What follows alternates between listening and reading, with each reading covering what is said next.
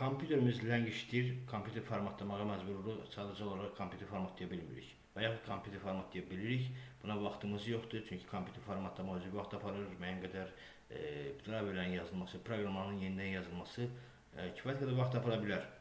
Ona görə də bu vaxt olmadığına görə biz yeni başqa bir yol, alternativ yol göstərmək istəyirəm ki, kompüterin normal əvvəlki vəziyyəti qaytara bilək.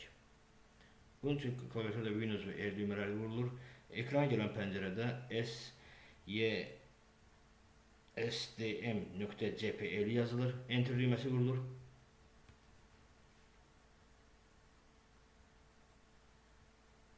Ekrana gələn yeni pəncərədə sistem qorunması səhifəsində sistem bərpa et əmri seçilir.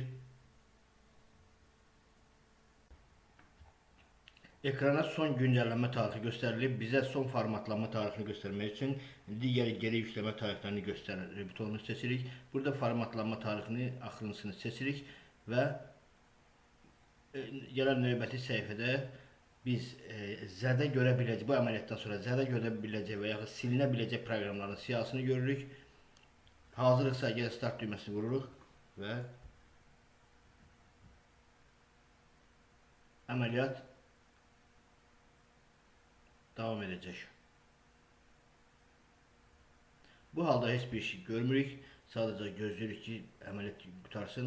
Bundan sonra kompüter bir dəfə yenidən yükləyəndən sonra əvvəlki formada, əvvəlki sürətdə, əvvəlki vəziyyətdə işləyəcək.